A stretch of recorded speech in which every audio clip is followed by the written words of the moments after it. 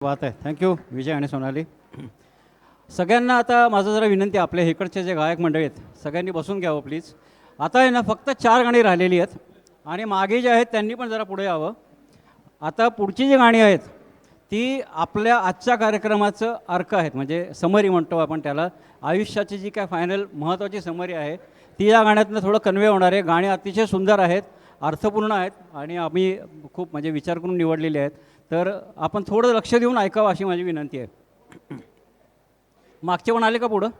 एकच मिनिट. हां या. प्रवासाअंती नदीचे फायनल डेस्टिनेशन समुद्र आहे. आभाळातून पडणाऱ्या प्रत्येक थेंबाचे फायनल डेस्टिनेशनसुद्धा समुद्रच आहे. पण मानवाचे अंतिम स्थान काय आहे? मानवाचा शेवटी प्रवास कुठं जायला पाहिजे? तर ह्या प्रवासाचे उद्देश काय आहे? या अनंत ब्रह्मांडात माझे स्थान काय आहे? मी कोण आहे? अशा गहन प्रश्नांची उकल करण्याचा प्रयत्न आदिमानवापासून सुरू आहे. वेगवेगळे धर्म, पंथ व शास्त्र वेगवेगळ्या पद्धतीने याचे उत्तर देण्याचा प्रयत्न केलेला आहे. आपल्या पूर्वजांनी आपल्याला 4 पुरुषार्थ सांगितलेले आहेत, जे 4ही पाळले म्हणजे आयुष्य खऱ्या अर्थाने परिपूर्ण होते. ते आहेत काम, अर्थ, धर्म आणि मोक्ष. काम म्हणजे आपण वासना किंवा आपल्या इच्छा ज्या आपल्याला काही ना काही काम करायला भाग पाडतात.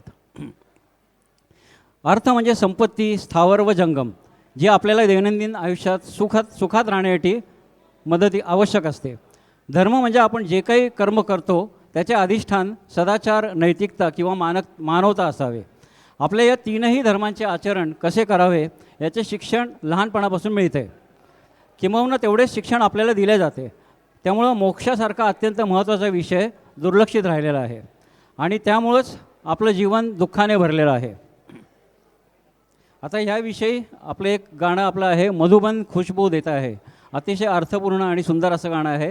ते सादर करत आहेत सचिन वडनेरकर. येशुदास यांनी गायलेलं आहे.